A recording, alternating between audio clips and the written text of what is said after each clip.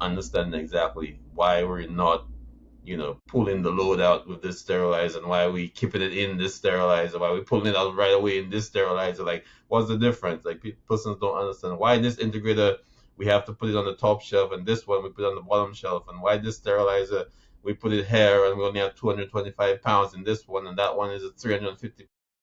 Persons just follow the rules, but they don't understand exactly why they follow the rules. I think there's a big gap in the industry with the why we're doing this, performing these practices too within our spaces, and the conferences and the networking and all this, all those gatherings help persons understand the why, and then maybe we're able to articulate our stances better, especially if we're tech to leadership, or leadership to our technicians, on why we're performing these things. And it's not just on black and white paper that we're passing around that this is what we're supposed to do.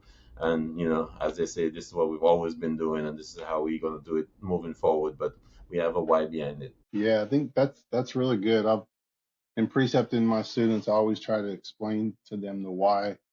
And sometimes, you know, like sometimes I go to educational local conferences in the area, and I've learned some more about the whys and some things that I didn't understand. So I think, yeah, going to the conferences are really, really important, and that's something I want to do more of, is trying to get to not just the local conferences, but going to the actual like HSPA conference. So I think that's really good, and what you're saying about understanding the why as well. Very good.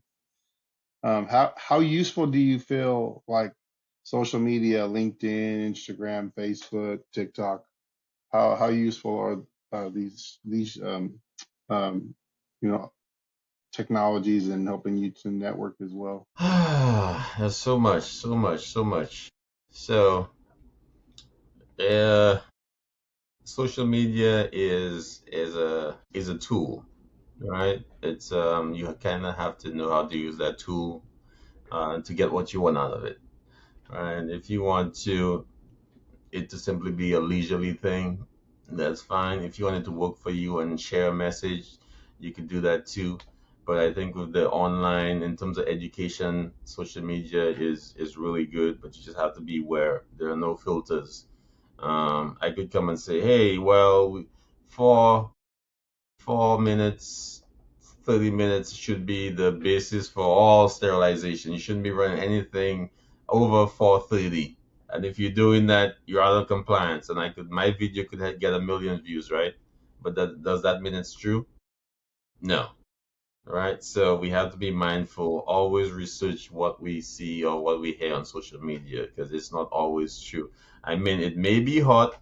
Whoever is telling it to us may be the best, brightest, whatever, but everyone makes mistakes. So just if everyone makes mistakes, don't go to your department and say, hey, I saw the nod say this, and no, go to your go to your go to your standards, Follow look it your up, hospital policy. follow your hospital policy. Don't get right. Who's the nerd? Nope, nope. Oh yeah, the guy on TikTok. He said we shouldn't do this.